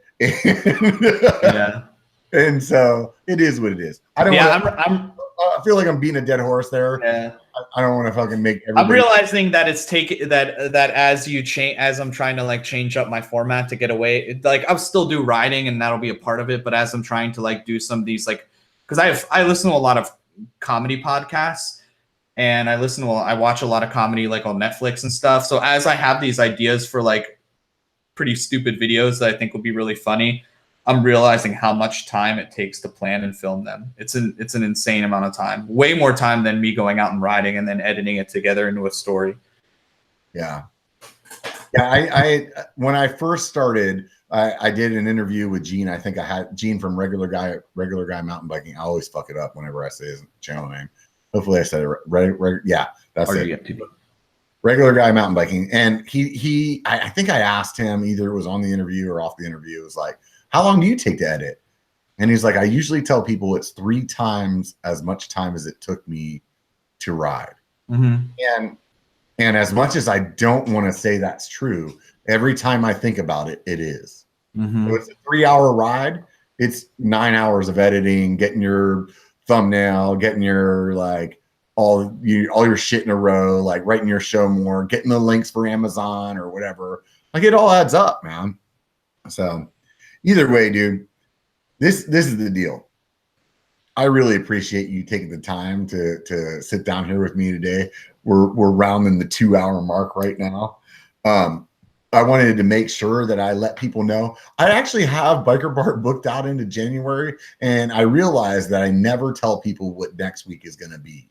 And I'll tell you guys right now, there's 2 reasons I do that. A, sometimes shit falls through, and B, I don't want to like make anybody feel bad, like, hey, their daughter was sick, so they couldn't make the episode. But I'm going to try to let you guys know a little bit more in advance. So right now, I'm telling you that next week we're going to have B1KER on, and so that'll be a really fun conversation. If you guys aren't familiar with them, they make an insert for the tire that is supposed to help your suspension and your cornering, and also like help you from maybe messing up those nice rims that you got. Yes, it works. It works. I use one. So they are also very difficult to install from what we've been told, but moving along from that, we'll talk about all that next week. So Sundays, 5 p.m. PST, that's when the B1KER Bar is on. If you guys have been here this whole time, thank you so much. Please hit the subscribe button if you enjoy it and you want to see more. There's a little bell next to the subscribe button. That means you get notifications. Hit the bell, you'll get a notification. Don't hit the bell, you might not know when something happens. The like button, that looks like a thumbs up. So you click that, it makes me happy. So I like being happy. So please click that. I really appreciate that. Outside of that, this is also a podcast. So some of you guys do watch this live. Some of you guys catch this later. If you listen to the podcast, whatever venue that you listen to the podcast, write a review for the podcast, because that's like hitting subscribe. That's like hitting thumbs up. That's like giving it a star or whatever it is. It makes it better for me, makes the channel grow. It makes the podcast grow. And hopefully we can really take this thing to another level. I am looking to see this grow, and I really want the support of all of you guys there. So all you got to do is take that little call to action, push the button, maybe type some words. That'd be awesome. Eric, give me a little bit of a goodbye, man. Tell me what you want people to remember. Just the main story behind my channel is that, you know, with a little stubbornness and some dedication, and it doesn't even have to be mountain biking, you're capable of things that you don't know that you're capable of. All you have to do is take a step to get out, push yourself outside of your comfort level, and you can do more than you know. But it's great being on here. I watch the B1KER Bar pretty regularly, as much as I can, and I consider you a friend. And just watching the comments on the side, we have an awesome community, a lot of names that I recognize. So appreciate you having me on. Yeah, definitely, man. If you guys have not been to Eric's channel, it's called No Front Brakes. So you can go to YouTube and search that. I'll put it in the show more for sure. Definitely stop by his channel, hit the subscribe button over there. And thank you again, Eric. I really appreciate you being here. This is awesome that we had a 1,000 subscriber live stream. I think that's the last time that we had like an official live stream together. Yeah. And here you are rounding up to $6,000 right now. I know you wouldn't have believed it if I would have told you then. That wasn't even a year ago at this point, dude. Congratulations. Thank you. Thank you, dude. Thank you for being part of the B1KER Bar, something that I'm trying to build. And I appreciate all you guys out there, dude. Seriously, outside of all the talk about Patreon, outside of all the talk about subscribing, the thumbs up or whatever it is, those of you that are here, that are listening, that are tuning in, even if you're not subscribing, I don't care. Just watch the videos, enjoy what you're doing, and remember that it only takes a bike to be a biker. So get out and be one.